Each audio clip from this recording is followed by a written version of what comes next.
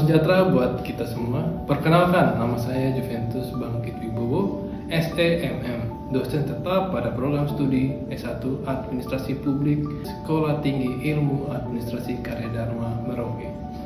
Video ini merupakan bagian dari pernyataan diri dalam unjuk kerja Tridharma Perguruan Tinggi atau PDD UKT-PT untuk sertifikasi dosen tahun 2026, khususnya dalam aspek pelajaran. Pada kesempatan ini, saya akan menjelaskan secara singkat mengenai mata kuliah asas-asas manajemen yang saya ambil. Mata kuliah ini didesain untuk membantu mahasiswa dalam memahami konsep dan ruang lingkup manajemen, serta asas-asas manajemen mengajarkan tentang penerapan manajemen yang baik dalam dunia kerja. Adapun CPL Prodi, pada mata kuliah ini, mahasiswa diharapkan mampu memahami dan menerapkan dasar-dasar ilmu manajemen dalam bidang administrasi publik, berpikir dan bertindak sebagai seorang manajer, menyelesaikan permasalahan secara efektif dan efisien, serta terus mengembangkan pengetahuan manajemen sesuai dengan perkembangan ilmu. Adapun CPMK diharapkan setelah mengikuti perkuliahan ini, mahasiswa diharapkan mampu bertanggung jawab dalam menyelesaikan tugas secara mandiri, serta berpikir logis, kritis, sistematis, dan inovatif. Metode pembelajaran kami dilaksanakan secara blended learning dengan kombinasi antara pertemuan tatap muka, absensi, dan diskusi daring melalui platform kami yaitu e-kampus. Di sesi ini, mahasiswa belajar mengidentifikasi dan mampu menjelaskan pentingnya asas-asas manajemen. Berikut merupakan cuplikan proses pembelajaran yang saya lakukan bersama mahasiswa di kelas. Selamat menyaksikan. Apa kabar kalian semua? Baik. Kalau saya tanya, bagaimana kabar kalian? Kalian jawab baik gitu ya. Oke. Bagaimana kabar kalian hari ini? Baik. Oke, baik. Ya. Jadi hari ini kita akan membahas atau mempelajari tentang asas-asas manajemen. Tetapi sebelum memulai mengenal apa itu asas, apa itu manajemen, itu nanti kita akan melalui beberapa tahap. Tahapan pertama tentu sebelum kita memulai semua kegiatan ini, kita berkenalan dulu. Ya, nama saya Juventus Bangkit Wibowo.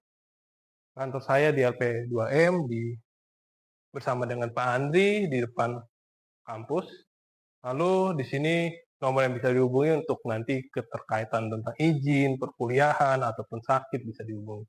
Dan email saya. Ya, adapun ya pokok materi perkuliahan kita. Ya, di sini akan ada kurang lebih 16 pertemuan, dan 16 pertemuan itu sudah dibagi dari UTS dan UAS. Jadi tatap muka, tugas itu di 14 pertemuan sisanya, ya. Ya, jadi yang pertama, ini saya bahas secara singkat saja. Jadi di sini pertama perkenalan, penyampaian materi selama 1 semester dan di hari ini. Lalu ada tujuan bidang manajemen nanti sampai dengan UAS. Seperti itu ya.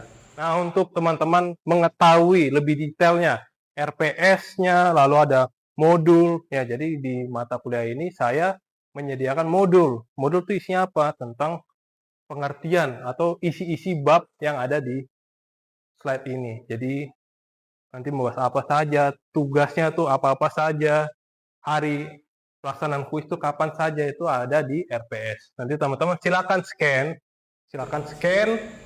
nanti teman-teman bisa mengakses RPS dan juga modul yang saya telah siapkan. Ya, ini untuk sistem penilaian, kurang lebih kita akan seperti ini bobot nilainya. Tata tertib di sini pada umumnya sama seperti teman-teman bersekolah ataupun masuk kepada lingkungan yang formal ya, harus berpakaian rapi, sepatu, kemeja. Yang perlu digarisbawahi adalah ketepatan waktu dan juga kehadiran ya. Mengumpulkan tugas lebih cepat itu akan mendapatkan tambahan bonus nilai. Apa itu manajemen? Ada yang tahu sebelum kita mulai panjang lebar tentang asas manajemen? Manajemen ada yang bisa menjelaskan? Saya, Pak. Oke. Baik, manajemen itu adalah proses merencanakan, mengorganisasikan, mengarahkan, mengendalikan, dan sumber daya seperti manusia, dana, waktu, lalu fasilitas untuk mencapai tujuan organisasi secara efektif dan efisien. Lalu menurut George R. Terry, manajemen adalah proses yang terdiri dari perencanaan, organisasian, pelaksanaan, dan penguasaan untuk mencapai tujuan yang ditetapkan dengan memanfaatkan sumber daya yang tersedia. Oke, baik. Ya, tepuk tangan dulu untuk kalian ya. Ya. Jawabannya sudah sangat mewakilkan. Ada 4 tahapan ya. Planning, organizing, lalu ada executing, pelaksanaan, dan juga controlling. Ya, ini adalah gambaran yang menjelaskan alurnya. Ya. Gimana apa yang diatur? Ya. Apa yang diatur, apa yang direncanakan, itu kita harus tahu. Ada indikatornya. Ya, ada manusia sendiri yang terdiri dari pria dan wanita, ada perlengkapan atau bahan-bahannya, mesin, metode, caranya itu metode ya. Cara dalam menentukan sesuatu ataupun kayak contoh dalam SDM, kita merekrut pegawai itu harus ada planningnya, harus ada perencanaannya. Uang itu harus diatur dan juga pasar. Pasarnya apa? Berarti adalah bicara tentang kita posisi organisasi, posisi perusahaan kita ini ada di mana. Jadi kita tahu kita berstrategi dengan baik itu bagaimana. Ya, ini adalah gambar yang bisa teman-teman lihat bahwa gambar ini lebih mudah untuk menjelaskan karena kita bisa menyampaikan dengan kalimat sendiri. Ya, di mana planning? Planning ini adalah tahapan awal. Ya, kita merencanakan A, B, C, rencana A, B, C. Lalu setelah A, B, C direncanakan, dipilih mana yang paling masuk akal, mana yang paling sesuai dengan anggarannya kita, mana yang sesuai dengan misalnya posisi kita nih perusahaan kecil atau besar. Kalau perusahaan kecil berarti kita harus lebih jangan terlalu ngoyo istilahnya, jangan terlalu pukul tinggi harapannya, tujuannya, tapi kita harus bisa menargetkan pasar yang kecil atau masyarakat yang kelas ekonomi bisa menengah ke bawah seperti itu ya. Itu contoh. Setelah itu kita pilih, ada organizing. Kita mengelompokkan atau menyusun staff-staff ini harus ada di tempat yang tepat ya. Tempat yang tepat artinya apa? Bahwa sesuai dengan keahliannya, sesuai dengan kelulusannya, S1-nya apa atau D3-nya apa seperti itu. Setelah itu baru diterapkanlah planning tersebut ya. Planning tersebut diterapkan ini tidak hanya diterapkan tetapi perlu adanya controlling ya. Jadi namanya penerapan itu pasti selalu ada controlling bersamaan, jadi ini saling melengkapi. Kalau dibilang dia akan ketemu di titik tengah, jadi akan di controlling pelaksanaannya. Maka kalau digambarkan ini adalah satu kesatuan ya. Intinya seperti itu ya. Yang disebutkan kali tadi jelas ya, ada 4 tahap. Nah, ini adalah pilihan ya, pilihan tergantung teman-teman ini lebih bisa memahami yang mana nih, secara gambar atau konsep atau secara teks ya. Kalau saya lebih senang menjelaskan berdasarkan gambar karena bisa merangkai dengan kalimat sendiri. Ya, menurut Harold bagaimana? Apakah sesuai dengan yang saya bilang tadi? Ya, pada intinya dia mengatakan adalah usaha mencapai suatu tujuan tentu melalui kegiatan orang lain ya, melibatkan orang banyak. Dengan demikian adanya mengadakan koordinasi sejumlah orang, lalu perencanaan, pengorganisasian, penempatan, pengarahan, dan pengendalian. Ya, sama, ada tahap-tahapan ini. Itu. Ya. Nah, pertanyaan selanjutnya, kenapa manajemen itu penting? Ada yang bisa jawab? Ya, silakan Gaby. Terima kasih untuk kesempatan yang diberikan kepada saya. Saya mendengar pernyataan yang sudah disampaikan oleh saudara kami tadi sebelumnya bahwa definisi dari manajemen itu sendiri yaitu dari proses berdesain untuk mencapai tujuan organisasi. Nah, kenapa manajemen itu penting? Yang pertama pasti membantu mencapai tujuan organisasi agar dia lebih terarah. pastinya. Dan yang kedua, mungkin lebih meningkatkan efisiensi karena yang tadi Bapak sampaikan bahwa kita harus manajemen anggaran yang kan berarti sumber dayanya harus di manage dengan sebaik mungkin. Lalu yang ketiga itu mungkin lebih kepada meningkatkan efektivitas Pak, di mana mungkin lebih memastikan tujuan yang ditetapkan benar-benar tercapai. Lalu yang keempat mungkin mengkoordinasi pekerjaan, jadi dengan adanya manajemen pekerjaannya jadi tidak semakin tinggi. Lalu yang kelima itu mungkin membantu pengambilan keputusan. Jadi mungkin ada berbagai alternatif, dengan adanya manajemen kita bisa mengambil keputusan yang mana memang benar-benar yang diprioritaskan. Seperti itu. Lalu yang keenam mungkin menghadapi perubahan dan pemecahan masalah. Jadi ketika terjadi permasalahan dalam suatu organisasi, dengan adanya manajemen bisa terpecahkan. Dan yang ketujuh mungkin lebih kepada meningkatkan produktivitas dan kualitas pelayanan. Ketika manajemennya baik, maka pelayanan yang diberikan dan produktivitas yang dihasilkan juga akan lebih baik. Misalnya Pak, contohnya seperti ini. Di sebuah kelurahan ketika manajemennya baik, maka pelayanan administrasi dapat menjadi lebih cepat dan tidak ada tugas yang cuma tinggi. Setelah itu masyarakat yang menerima pelayanan tersebut juga menjadi lebih puas. Demikian Pak. Ya, baik. Oke, tepuk tangan untuk itu sudah menjawab semua ya, karena pentingnya manajemen itu efisiensi. Lalu yang disampaikan dari Gaby ada 6 poin itu ya. Itu kenapa penting? Karena kalau kita bisa bilang bahwa manajemen itu melibatkan banyak orang sesuai dengan pernyataan Harold tadi ya, dimana kita tuh tidak bisa hidup sendiri. Manage, dari kalimat manage saja tuh mengatur dari hal-hal yang banyak tadi yang sebelumnya tadi ya, yang di sini ya banyak. Oke. Ya.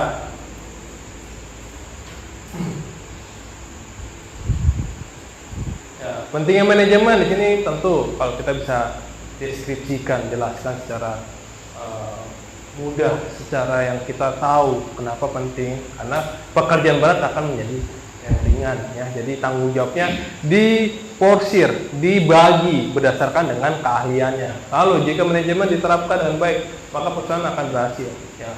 Ada keterkaitannya, ada sebab akibatnya ya. Jadi ketika diterapkan, kami yang spesies atau yang spesialis dalam menghitung uang, laporan kinerja atau laporan keuangan itu akan berhasil dengan misalnya dengan Siti yang ada di bagian kepegawaian itu akan merekrut orang yang tepat untuk hasil yang baik gitu. Lalu yang 3, meningkatkan daya guna, hasil guna dan dapat mengoptimalkan semua potensi yang ada. Ya tadi, gimana kalau kita punya posisi perusahaan ini, perusahaan yang belum besar, itu kita harus harus memaksimalkan potensi yang ada dengan budget minim, dengan fasilitas yang kurang memadai, itu kita bisa bergerak memaksimalkannya, walaupun memang ada keterbatasannya. Lalu mengurangi pemborosan, jelas ya, uang digunakan seefisien mungkin tadi untuk kemajuan pertumbuhan perusahaan organisasi ya.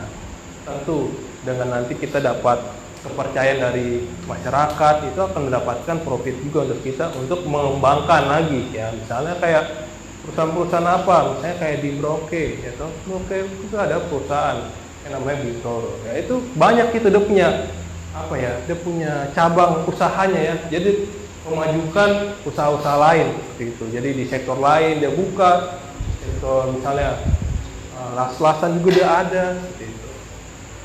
Lalu tercapainya tujuan yang secara teratur, ya ini dari konsep perencanaan tadi, merupakan pedoman pemikiran dan tindakan. Ya, tentu itu akan berjalan dengan baik lah kalau kita punya pedoman tadi. Ya, sebelum kita lanjut, asas. Kalimat asas ini ada yang tahu apa asas? Ya, silakan.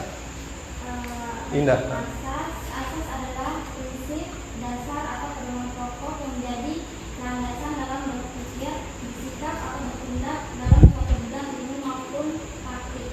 Dengan kata lain, asas merupakan aturan dasar yang menjadi acuan agar suatu kegiatan dapat berjalan dengan benar dan mencapai tujuan yang diharapkan. Kalau pengertian sederhananya, asas itu adalah dasar atau prinsip.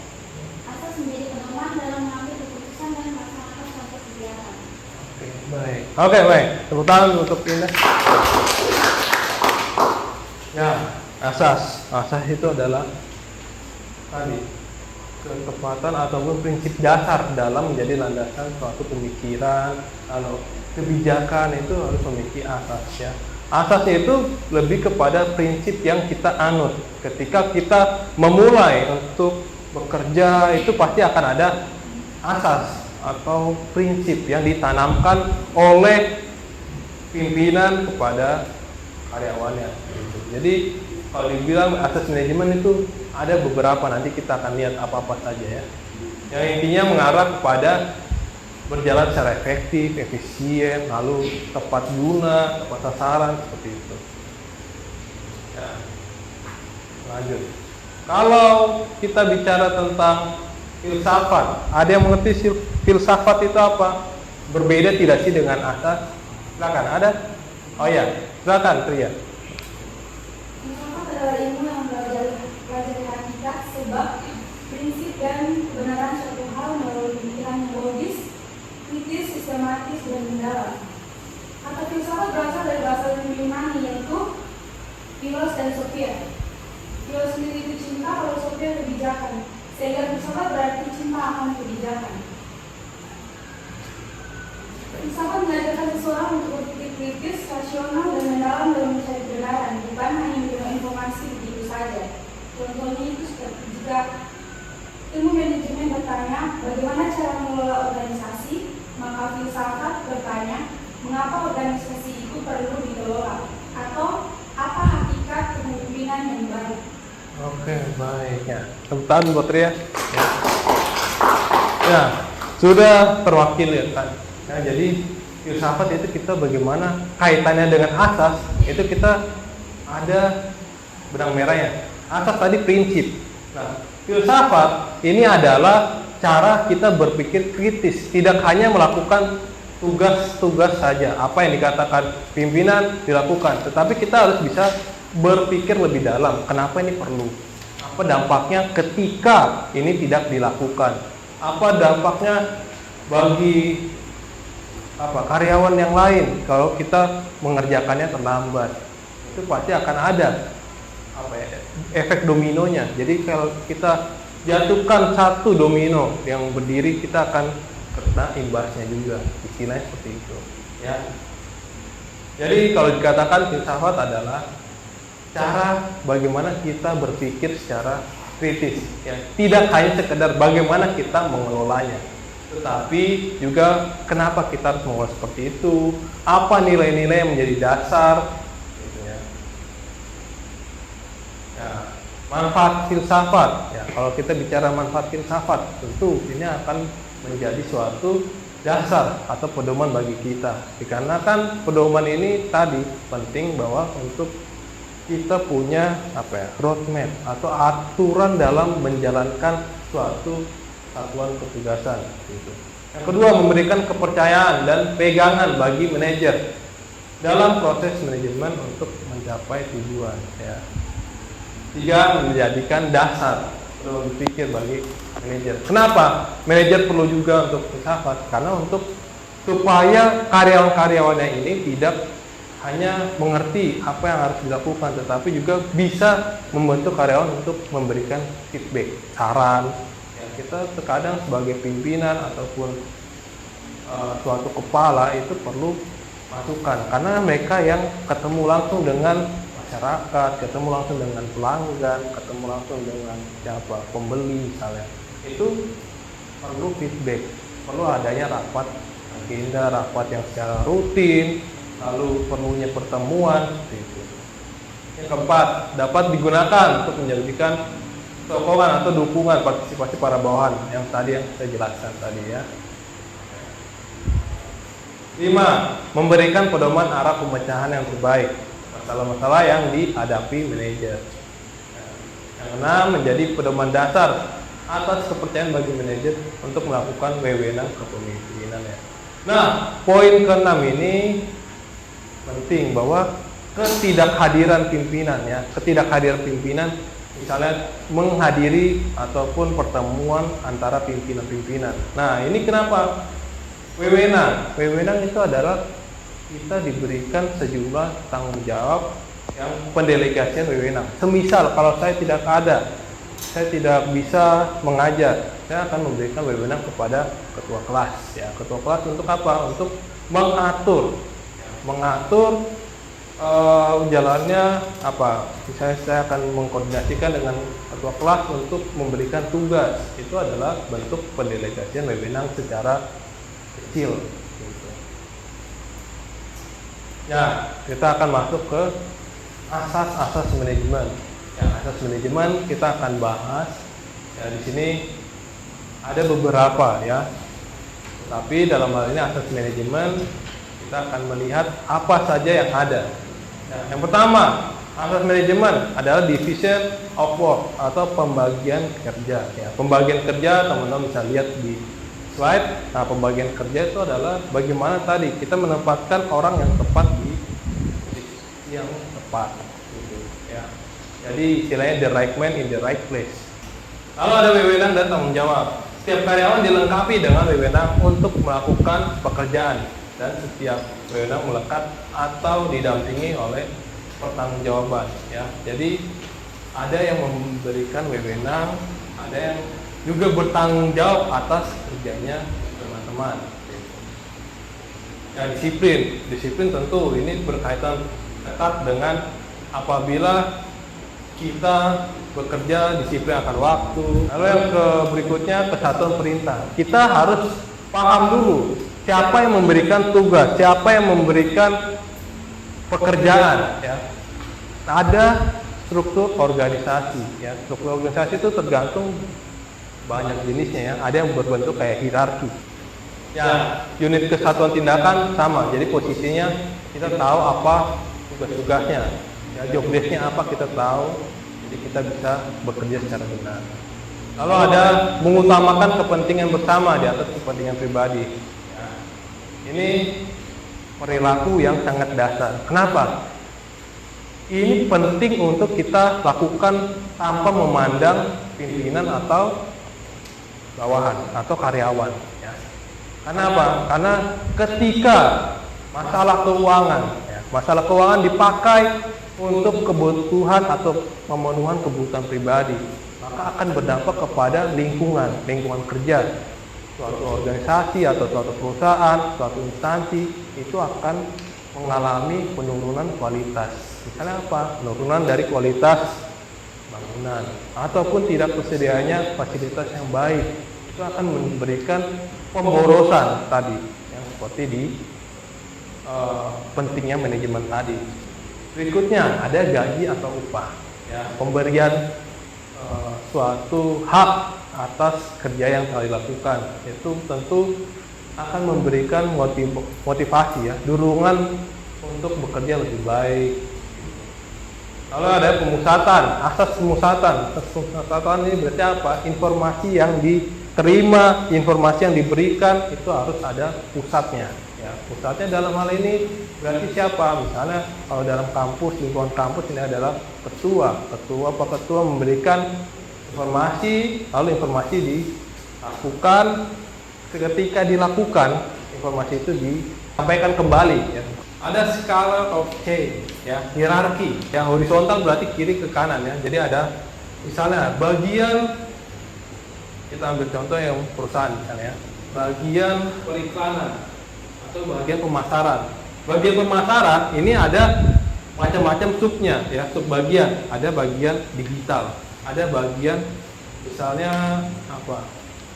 Advertising, bagian yang cetak, ada bagian tentang tim kreatif, itu banyak ya. Jadi horizontal itu yang seperti itu. Nah, yang vertikal, ya vertikal atas ke bawah ya. Vertikal ini adalah pimpinan dengan bawahan, pimpinan dengan karyawan. Nah, ketertiban ini lebih kepada bagaimana kita selaku pimpinan membuat karyawan itu nyaman mengerjakan sesuatu itu tanpa ada tekanan ataupun kondisi lingkungan kerja yang tidak nyaman. Hal ini kenapa penting? Karena ketika kita mengerjakan sesuatu tidak nyaman dengan kondisi ataupun panas ataupun tidak bersih itu akan menjadi suatu kita punya niat nih tidak tersalurkan dengan baik, kita tidak akan semangat dalam bekerja, tidak akan produktif. Pekerjaan yang harusnya hari ini selesai dengan 10 laporan hanya selesai dengan 3 laporan, itu sangat berdampak.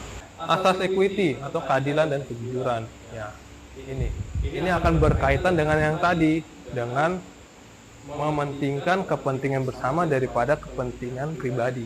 Ya, ini akan berkaitan. Lalu yang berikutnya ya, ini asas inisiatif. Ya, melakukan yang sudah menjadi tugas teman-teman, tugas karyawan ya. Tanpa adanya perintah dulu. Harus semangat kesatuan, ini penting ya untuk mengerjakan secara harmonis. Adanya saling berkesinambungan seperti itu. Berikutnya kestabilan jabatan karyawan. Maksudnya apa? Ketika kita kan manusia tidak luput dari kesalahan ya. Ketika ada kesalahan menginput sesuatu, jangan langsung diputus kerja ya. Tetapi kita harus memberikan suatu peringatan atau surat peringatan. Misalnya kita harus mempunyai plan operasionalnya. Misalnya seperti apa? SP3, SP2, SP1 itu ada tahapannya. Itu akan menjaga kestabilan jabatan karyawan. Karena apa? Karena ketika karyawan itu keluar sangat cepat dengan masa kerjanya yang sangat singkat, itu akan mempengaruhi turnover-nya ya. Ini dibilang turnover. Kenapa turnover? Karena itu dia akan mempengaruhi kerja. Orang yang sudah expert di alih itu, dia membuat kesalahan terus langsung dipecat, akan mencari orang baru untuk pelajari lagi jabatan itu. Nah, makanya dia akan sehingga menghambat pekerjaan-pekerjaan lain. Ya, itu asas manajemen ya. Materi hari ini sampai sini. Teman-teman jangan lupa mengisi daftar hadir di e-kampus ya. Nanti masukkan NIM, lalu username, password, itu nanti akan ada pilihannya. Oke, sampai sini materi kita. Saya akhiri, selamat siang. Baru saja Anda menyaksikan cuplikan proses pembelajaran pada pertemuan pertama mengenai pentingnya asas-asas manajemen. Melalui sesi ini, mahasiswa diajak untuk memahami konsep dasar manajemen, serta memperoleh gambaran nyata mengenai penerapan fungsi-fungsi manajemen, yaitu planning, organizing, actuating, dan controlling dalam perusahaan, organisasi, maupun instansi pemerintah. Saya berharap proses pembelajaran ini dapat memberikan pengalaman belajar yang tidak hanya berorientasi pada teori, tetapi juga berhubung di lapangan. Pada kesempatan ini saya menyampaikan terima kasih kepada Kementerian Pendidikan Tinggi, Sains dan Teknologi, LLIT Wilayah 14, Papua dan Papua Barat, serta seluruh tim sertifikasi dosen tahun 2026 atas kesempatan dan dukungan yang telah diberikan. Ucapan terima kasih juga saya sampaikan kepada pimpinan dan rekan-rekan dosen setia Karya Dharma Merauke, serta seluruh mahasiswa yang telah berpartisipasi dan mendukung terlaksananya proses pembelajaran ini.